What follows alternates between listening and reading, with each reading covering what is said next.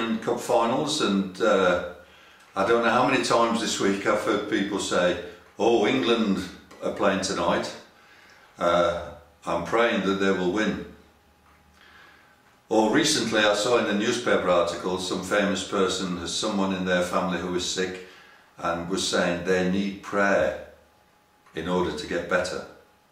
There are numerous occasions when folks have a need that the word pray or prayer crops up into the conversation. But we have to say that for most of these people there really isn't a sense of reality about prayer. For many people talking about prayer, it's just the same as saying, well, I'm keeping my fingers crossed, or touch wood. And this is the case for a good many people. If we were to ask such people, how long is it since they last went to church? They probably would scratch their heads and say, oh, I must think about that one. Ask them when they last read the Bible, and they might look at us as if we're a little bit stupid or something. Ask them when they last thanked God for His goodness to them, and they might begin to become a little bit offensive towards us. But when a need crops up in their lives, the word prayer crops up time after time after time. You know, I can imagine how I would feel if the only time that my kids came to visit me was to ask me for some money. I would no doubt feel very hurt and abused, not to mention I would feel very unloved. It would probably break my heart if that's the way my kids treated me, particularly after all the love and care that I've showered on them since they were born. Thankfully, my kids are not like that. But you know, God's kids are very much like it. And when I say God's kids, I mean those really who He has created. You know, there's a big difference between those that God has fathered and those who He has created. You can always tell someone who has been fathered by God because they look a little like Him in their manner and in their deed. Sometimes I feel sorry for God, and I don't say that lightly.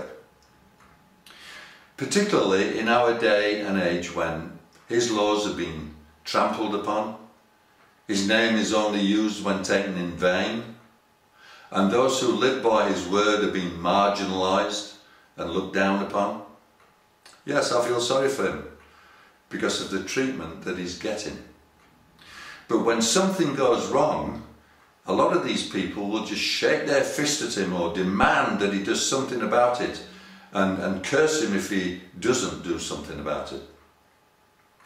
You know, folks, here's a lesson that we all need to learn, Christian as well as non-Christian, that God is not a sugar daddy, someone there just to deal out expensive gifts at our every whim.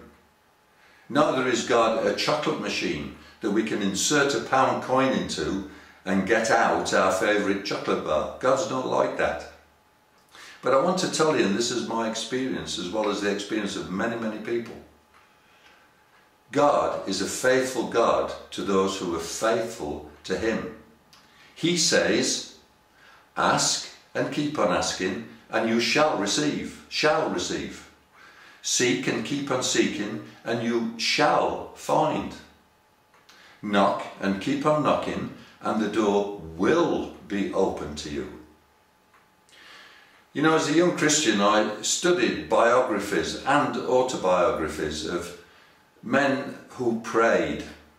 People like Rees Howells, David Brainerd, Smith Wigglesworth, and so many more people like them. And these were men who changed things dramatically through prayer and through fasting. And we have to say, changed things dramatically for the better. You know, it's still possible to change things for the better through prayer and through fasting. Unfortunately, Christians of today are not prepared to make those kind of sacrifices that these men of old and renown were prepared to make. And that's why our nations and the world itself is in such a mess, because the church just doesn't know how to get hold of God for this world anymore. So my thought for this week is this: if we want an adventure to beat all adventures, then take prayer seriously. Begin to ask, begin to seek, and begin to knock. You know, folks, our families need us to do this for them. I'm sure that we've all got somebody in our family that is not a Christian, and they need our serious prayer. Our country needs us to do this for it. You don't have to be a genius or a rocket scientist to see the mess that our country is getting into, and it needs the church to rise up and pray. Our politicians need us to do this for them, because without the church praying for our government, they're going to lead us down a path from which there will be no return. And we can all see it happening. The newspapers are full of it. The TV news is full of it. Very few of us need to be convinced that the world is in a great turmoil in this day and age. And you know, folks, as Christians, we know the answer to the problem. And of course, that's Jesus Christ. And this is not a myth, it's not a fairy story, it's a fact of life. Jesus Christ is the answer to the problem. But only if the church takes on board some serious prayer will anything ever get done. Okay, folks, think about these things over the coming week. God bless you all. Think about what I've said. Have a look around the website. Have a look at some of what's happening in the world today.